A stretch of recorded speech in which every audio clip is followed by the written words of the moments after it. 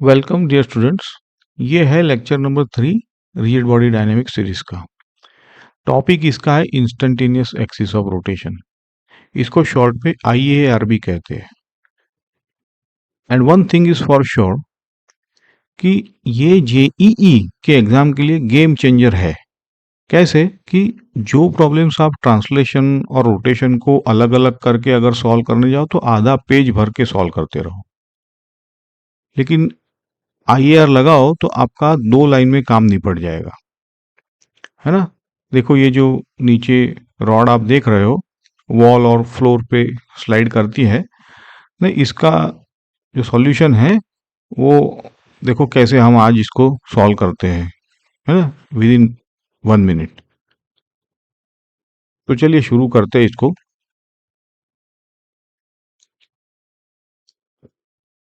Road map देखो।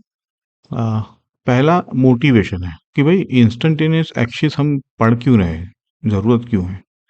दूसरा है ICR की डेफिनेशन और उसके 3 इंपॉर्टेंट पॉइंट्स हैं।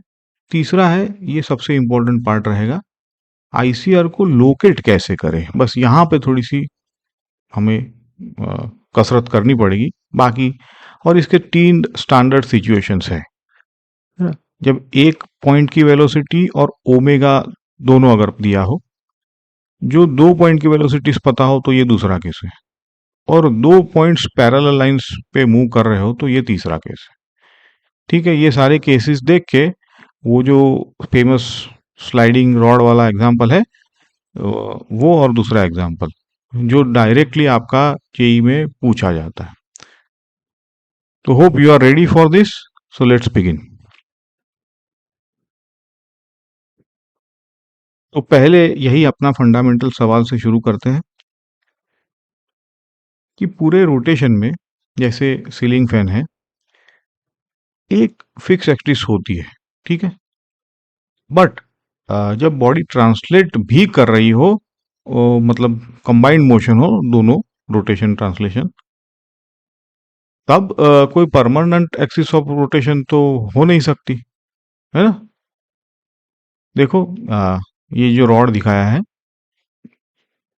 ऊपर एंड बी है, स्मूथ वॉल पे है, और लोअर एंड ए है, वो फ्लोर पे है, वो भी स्मूथ है। अब जैसे जैसे रॉड स्लाइड करती है, इसका सेंटर ऑफ मास तो ट्रांसलेट करता है कि नहीं। और रॉड का CM जो है उसके अराउंड वो रॉड रोटेट करेगी। तो ये भी एक क्लासिक कंबाइंड मोशन ही है। अब देखो, आप अगर ट्रेडिशनल अप्रोच, मतलब वो से सॉल्व करोगे, वो क्या अप्रोच है वो आपका, आप करोगे ट्रांसलेशन की इक्वेशन अलग से लिखनी पड़ेगी, फिर रोटेशन की अलग लिखो, है ना, और फिर कंस्ट्रेंट जो भी है लगाओ। तो थोड़ा सा लेंदी हो जाता है, अभी हमने कंस्ट्रेंट पढ़े नहीं है, बट कैलकुलेशन इन्वॉल्व है और गलती के चांस भी रहेंगे आपके, टाइम भी वेस्ट हो जाएगा एग्जाम में। तो लेकिन यहाँ पे, और यही तो की आइडिया है आज का, देखो हर इंस्टेंट पे बॉडी का या बॉडी के एक्सटेंशन का एक पॉइंट आपको ऐसा मिलेगा, और होता ही है, जो उस मोमेंट पे बिल्कुल रेस्ट पे होता है, मोमेंटरीली एट रेस्ट बोलो, ठीक है ना। देखो, तो ये जो सिंप्लीफाइंग आइडिया है वो ये है, हर इंस्टेंट पे इस मोशन को उस रेस्ट वाले पॉइंट के अबाउट प्योर रोटेशन मानते हैं कि नहीं, मान सकते हैं कि नहीं, और मान ही लो जैसे हमने कहा। बस, तो कंबाइंड मोशन की सारी कॉम्प्लेक्सिटी गॉन, सिर्फ प्योर रोटेशन के फॉर्मूला बचेगा आपका, है ना, जो हम लेक्चर 1 और 2 में ऑलरेडी मास्टर कर चुके हैं। प्योर रोटेशन तो ऐसे भी डायग्राम में देखिए, I1 और I2 ये दो अलग इंस्टेंट पे रॉड के इंस्टेंटेनियस सेंटर्स है ना। नोटिस कीजिए, हर इंस्टेंट पे ये पॉइंट चेंज होता है, इसीलिए नाम है इंस्टेंटेनियस, ठीक है। ओके, अब फॉर्मल डेफिनेशन समझ लेते हैं, लिख लेते हैं, क्योंकि एग्जाम में भाई अल्टीमेटली लैंग्वेज तो मैटर करेगा ही। तो यही है डेफिनेशन। बॉडी या एक्सटेंडेड बॉडी का जो पॉइंट है जिसकी वेलोसिटी किसी गिवन इंस्टेंट पे जीरो है, उसे हम कहते हैं ICR, centre, instantaneous centre of. और इस पॉइंट से गुजरती है प्लेन ऑफ मोशन के परपेंडिकुलर एक्सिस को हम कहेंगे, वही तो IAR हो जाएगा, एक्सिस हो जाएगी ना, जो गुजर रही है इस पॉइंट से perpendicular to the plane. Okay,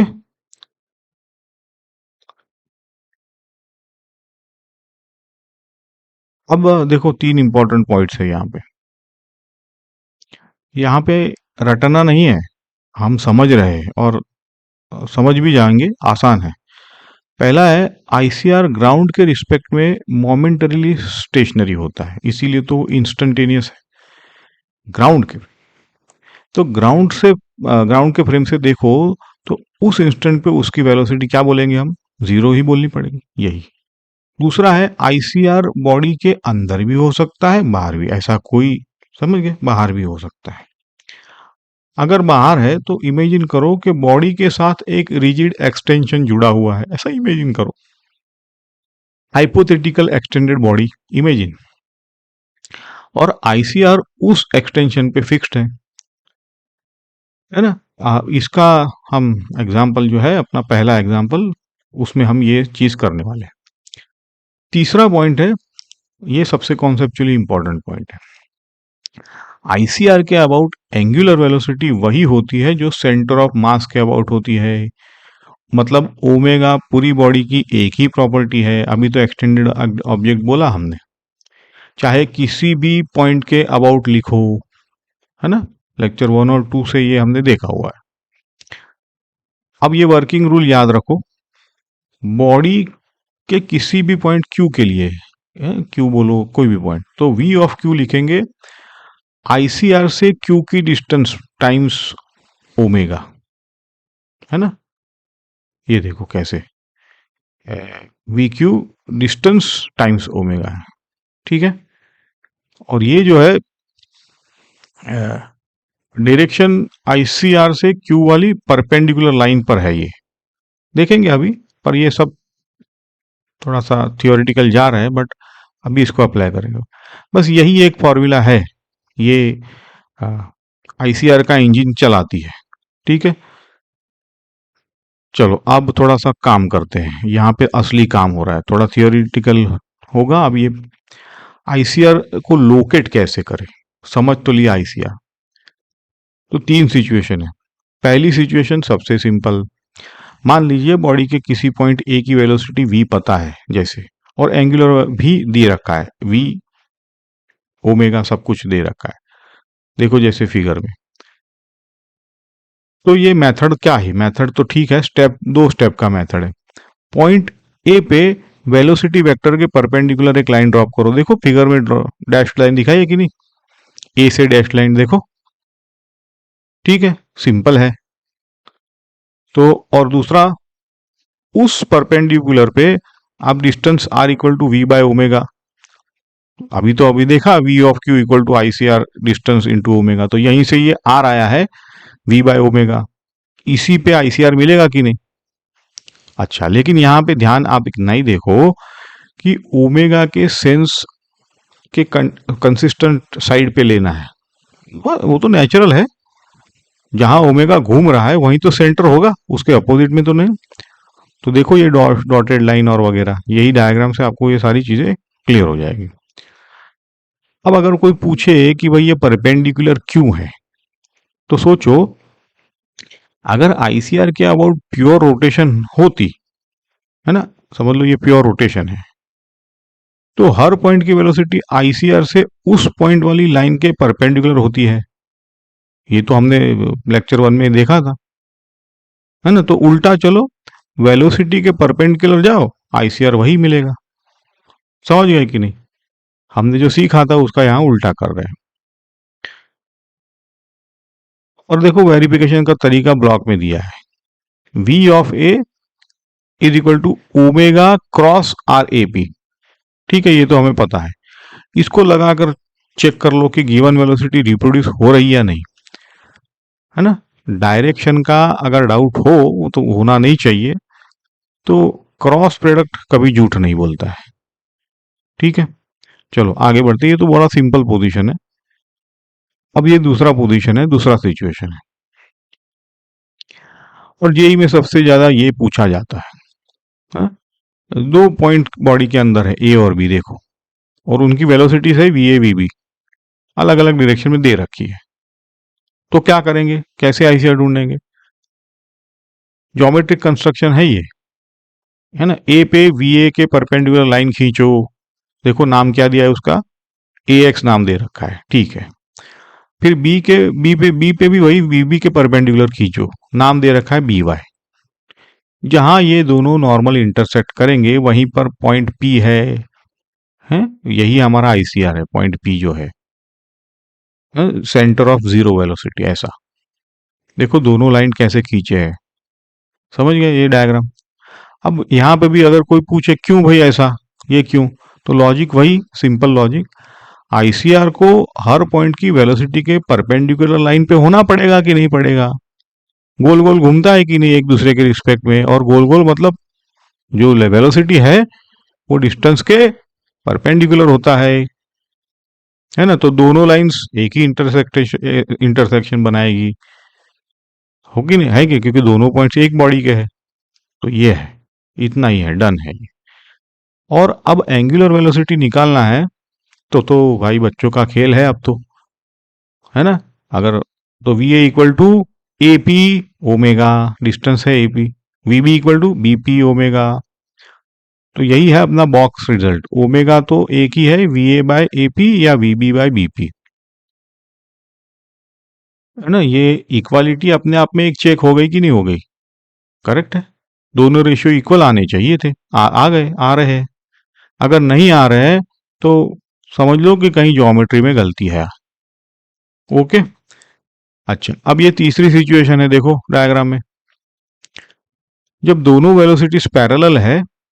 अब यहाँ पे प्रॉब्लम ये है कि परपेंडिकुलर्स भी पैरेलल हो जाएंगे, है ना। नॉर्मल वाली ट्रिक से इंटरसेक्शन नहीं मिलेगा, या अगर मिलेगा तो बहुत दूर मिलेगा, ऐसा। तो यहाँ पे ट्रिक अलग है, वेलोसिटी वेक्टर्स के टेल को जोड़ो, हेड्स को भी जोड़ो, जहां ये लाइंस मिलती है वही अपना पॉइंट पी है, आईसीआर है। देखो केस वन, सेम डायरेक्शन है, एक तो v बड़ा है v1, और जो v2 है वो छोटा दे रखा है ना, लेफ्ट में। अब a पे v1 और b पे v2, दोनों सेम डायरेक्शन, और बीच की दूरी d तक, स्मॉल d। हेड्स को ज्वाइन करके लाइन को एक्सटेंड करो, है ना। फिर लाइन ए बी के एक्सटेंशन पे बी के आगे पॉइंट पी मिल रहा है ना। आप देखो यहाँ पे आपका सिमिलर ट्राइंगल्स बनता है कि नहीं बनता है, यही तो सिमिलर ट्राइंगल्स है, छोटा और बड़ा। तो v1 upon D plus X is equal to v2 upon X, simple है कि नहीं, और this has to be equal to omega. Correct है, लेफ्ट डायग्राम सिंपल है। ओके, अब यहाँ पे लॉजिक देखो, जो पॉइंट आईसीआर से जितना दूर है उसकी वेलोसिटी उतनी बड़ी होनी चाहिए, है ना। ए दूर है डी प्लस एक्स से, तो इसलिए वी बड़ा है। फिजिक्स और ज्योमेट्री दोनों मैच हो रही कि नहीं हो रही है, ऐसा है। थोड़ा थोड़ा लॉजिक भी हम समझ रहे हैं। अब देखो ये, इसी में दूसरा केस है एंटी पैरेलल, अपोजिट डायरेक्शन में है, राइट में। अब हेड्स टेल्स ज्वाइन करो तो पी दोनों पॉइंट्स के बीच में आता है। तो ये फॉर्मूला आपका वही सिमिलर ट्राइंगल से v1 upon D minus X equal to v2 by X, ये याद रखो। एक में प्लस था, एक में माइनस था। तो यहाँ पे मेमोरी ट्रिक यही है कि अपोजिट वेलोसिटी का मतलब है बॉडी के किसी बीच वाले पॉइंट पे ये घूम रहा होगा, बॉडी, है ना, बॉडी पे ही कहीं पर ये ओमेगा मतलब सेंटर है, और ये नेचुरल भी है, इसीलिए आईसीआर बीच में है। सेम डायरेक्शन का मतलब है आईसीआर बाहर होना चाहिए, है ना। और छोटी वेलोसिटी आईसीआर के करीब होगी, सेम डायरेक्शन में। ठीक है, ये सारी चीजें नेचुरल है, अ, कोई ऐसी ट्रिक नहीं है, ये इंट्यूशन है एंड अंडरस्टैंडिंग है ये आपका। ठीक है, चलो अब ये जो भी हमने सीखा है वो टेस्ट करते हैं। पहला प्रॉब्लम है, देखो रॉड की लेंथ एल है, हाँ एल दी हुई है ऊपर, उसका एक एंड ए मूव कर रहा है वी आई कैप से, मतलब आपको पता है अब आई कैप मतलब एक्स डायरेक्शन में, और रॉड रोटेट भी कर रहा है ओमेगा से, वेलोसिटी मतलब एंगुलर वेलोसिटी ओमेगा। ये विचित्र दे रखी है -v/2l के कैप से, भाई साहब अब माइनस के कैप क्या मतलब है इसका? तो भाई राइट हैंड रूल से ये समझ में आता है क्लॉकवाइज रोटेशन, है ना? वेक्टर तो बस राइट हैंड रूल लगाते जाओ, है ना? जब हम प्लेन को सामने से देख रहे हैं तो ये क्लॉकवाइज दिखेगा, अंदर अपना जाएगा थंब। ठीक है, सवाल क्या है, देखो आईसीआर को लोकेट करना है।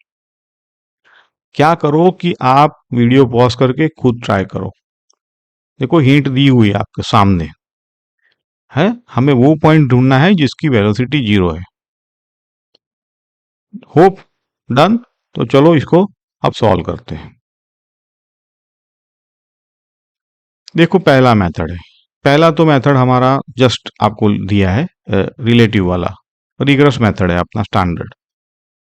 देखो क्या है कि एक्सटेंडेड बॉडी पे एक पॉइंट पी चूज करो जिसकी वेलोसिटी 0 हो। ठीक है, तो रिलेटिव वेलोसिटी का इक्वेशन क्या होगा, जो वीपी है वो तो होता है वीपीए प्लस वीए। अब वीपी तो 0 है, ऐसा मतलब वही तो आईसीआर है, तो इसको 0 कर दिया, मतलब हो गया कि VPA has to be equal to -VA, है ना? अब अगर पी ए से डिस्टेंस आर पर है तो रोटेशन की वजह से पी की वेलोसिटी रिलेटिव टू ए होगी कि नहीं होगी, और मैग्नीट्यूड उसका क्या होगा, ओमेगा आर। समझ रहे हो कि नहीं ये बात? हाँ, अब डायरेक्शन देख के देखो, -omega R I cap plus V I cap तो दिया ही हुआ है, इन दोनों को जोड़ो 0, तो v इक्वल टू ओमेगा आया कि नहीं, है ना? तो r equal to V by omega, और ओमेगा v/2l है तो ये आ जाता है आपका r2l। ठीक है, तो ऐसा है। अब देखो ये अपना परपेंडिकुलर वाला रूल जो हमने सिचुएशन 1 में देखा था, है ना? तो वी ए हॉरिजॉन्टल है, तो ए पे परपेंडिकुलर मतलब वर्टिकल लाइन खींची, अब उस पे distance v by omega is equal to 2l पे आईसीआर मिल गया कि नहीं मिल गया, देखो आप। डिस्टेंस हमारा आर क्या था आईसीआर के लिए, वी बाय ओमेगा था, सब कुछ दिया हुआ है, सीधा 2l। सेम आंसर एक ही लाइन, यही है आईएआर या आईसीआर का पावर। हाँ, देखो यहाँ पे एक ब्यूटीफुल ऑब्जर्वेशन है, रॉड की लेंथ तो सिर्फ एल है, लेकिन आईसीआर मिला है 2l पे, रॉड के बाहर। क्या ये प्रॉब्लमेटिक है? तो बिल्कुल नहीं है। याद करो point number 2, ICR hypothetically extended body के मतलब फिक्स्ड माना जाता है कि नहीं, एक्सटेंडेड हाइपोथेटिकल बॉडी एक्सटेंड कर लो, है ना? अगर रॉड ऐसी लंबी होती तो आईसीआर उसी रॉड पे होता, ए से अगेन 2l डिस्टेंस पे, है ना? मतलब फिजिकली वहां बैठा होता, ऐसा थोड़ा सा आपको आइडिया दे रहा हूं। क्लियर होगा क्या सब कॉन्सेप्ट? चलो अब दूसरा प्रॉब्लम देखते हैं। ये वही क्लासिक प्रॉब्लम है ना, जिससे हमने लेक्चर स्टार्ट किया था। जेई में इसके कई वेरिएंट्स आ चुके हैं। Rod A B length L, smooth vertical और हॉरिजॉन्टल फ्लोर भी स्मूथ है, लोअर एंड ए को कांस्टेंट वेलोसिटी v से खींचा है, तो कॉन्सिक्वेंस क्या है, ऊपर वाला एंड बी नीचे स्लाइड करेगा और रॉड वर्टिकल प्लेन में रोटेट भी करेगा। ये तो हमने, और इसका आंसर भी हमें पता है ना? जब रॉड वर्टिकल से थीटा बना रही है उस इंस्टेंट पे ध्यान दीजिए, वर्टिकल से हॉरिजॉन्टल से नहीं है ये थीटा, तब क्या होगा, आईसीआर लोकेट करो और रॉड की एंगुलर वेलोसिटी निकालो। ठीक है, अब दिमाग लगाओ, हमें क्या क्या पता है, v ऑफ ए हॉरिजॉन्टल, क्योंकि ए फ्लोर पे कंस्ट्रेंट है, तो फ्लोर छोड़ नहीं सकता, फ्लोर के अंदर भी नहीं, तो ये तो हॉरिजॉन्टल वी भी वर्टिकल सिमिलरली वॉल पे है डाउनवर्ड, कंस्ट्रेंट है वो भी, वॉल से कंस्ट्रेंट है तो वो वी भी नीचे आएगा। भाई साहब, दो पॉइंट्स, दो वेलोसिटी डायरेक्शन, कौन सी सिचुएशन हुई है? सिचुएशन नंबर 2, परपेंडिकुलर्स का इंटरसेक्शन। आप करो पॉज करके, सब कुछ तो मैंने बता दिया। चलो तो कंस्ट्रक्शन करते हैं। ए पे वी ए पे परपेंडिकुलर मतलब वी ए तो हॉरिजॉन्टल है तो वर्टिकल लाइन हो गया, देखो ए से। बी पे परपेंडिकुलर मतलब वी बी जो वर्टिकल है तो परपेंडिकुलर हॉरिजॉन्टल है ना, दोनों देखो डैश लाइन दिखाई है, दोनों लाइंस पी पे मिल रही है, जहां भी मिलेगी उसको हम पी कहेंगे फिगर में, है ना। तो यही तो है आईसीआर। और रॉड का हर point A B C M जो रॉड का सब पी के अबाउट सेम ओमेगा से घूमते हैं, है ना। ऐसा जो भी डायरेक्शन है, ओमेगा की डायरेक्शन अब आपको पता है काउंटर क्लॉकवाइज। अब ज्योमेट्री देखो, पी पॉइंट ए के ठीक ऊपर है तो पी ए क्या होगा? वॉल पे बी की हाइट जितना होगा कि नहीं P A is equal to L cos theta भाई। ये तो ज्योमेट्री की बात है, क्योंकि वर्टिकल से है थीटा, याद करो। तो वर्टिकल कंपोनेंट कॉस थीटा। अब वर्किंग रूल क्या था अपना? क्रॉस प्रोडक्ट, है ना। आर क्रॉस ओमेगा, तो P A cross omega is equal to V A, और वी ए तो वी है तो omega equal to V upon L cos theta. यही तो हमारा पहले भी आंसर आया था। तो ये कितना स्पीडीली हो गया, देखो ज्योमेट्री से निकल गया आंसर। चलो अगर बोनस भी देखो यहां लिख रखा है, बिना किसी एक्स्ट्रा मेहनत के आपको अगर बी की स्पीड निकालनी हो तो यहां से ही निकल जाएगी, देखो कुछ नहीं करना है। तो वी बी वही rule, P B into omega, P B L sine theta, omega V by L cos theta, तो सीधा वी टेन थीटा। अगर आप सोचो यही वी बी निकालने के लिए ट्रेडिशनल मेथड में क्या करते आप? X square plus Y square equal to L square, फिर डिफ्रेंशिएट करते, फिर चेन रूल लगाते और क्या क्या नहीं करते, और यहां एक लाइन। यही तो ब्यूटी है आईसीआर की, समझे कि नहीं आप? ट्रेडिशनल मेथड भी एक बार देख लेना, इसीलिए मैंने होमवर्क भी दिया था आप लोगों को। चलिए दोस्तों, यहाँ पे एक क्विक रिवीजन कर लेते हैं। आंखें बंद करके भी ये पॉइंट्स आपको बता पाने चाहिए। पहला है कंबाइंड ट्रांसलेशन प्लस रोटेशन। हर इंस्टेंट पे आईसीआर के अबाउट प्योर रोटेशन, कोई झंझट नहीं कंबाइंड की। दूसरा, आईसीआर ग्राउंड के रिस्पेक्ट में मोमेंटरीली रेस्ट होता है, कोई इसमें डाउट नहीं है। और ये बॉडी के अंदर हो या बाहर हो सकता है। और उसके अबाउट ओमेगा वही है जो सीएम का है, जो बॉडी का है, हर एक पॉइंट का है वही ओमेगा। तीसरा है लोकेट करने के तरीके। भाई पहला, अगर वी और ओमेगा गिवन है तो सीधा R equal to V by omega, perpendicular पे लेना है ये आर, जहां वी है उससे परपेंडिकुलर, है ना। अगर दोनों पैरेलल्स है तो परपेंडिकुलर का इंटरसेक्शन ओमेगा हो जाएगा वही वी अपॉन एपी, जो भी डिस्टेंस है R, B B upon BP बोलो। अगर पैरेलल है तो टेल्स हेड्स ज्वाइन करो सेम डायरेक्शन में और आपका सिमिलर ट्राइंगल लगाओ। यहाँ पे V one D plus X is equal to V two by X, ऐसा। एंटी पैरेलल तो V one upon D minus X, method वही है लेकिन बीच में आ जाता है। चौथा है स्लाइडिंग रॉड का स्टैंडर्ड रिजल्ट है omega equal to V upon L cos theta, और थीटा वर्टिकल से है, ठीक है।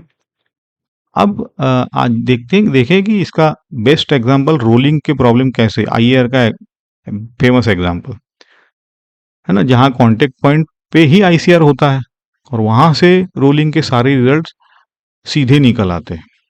तो ये सारी चीजें मिस मत करना।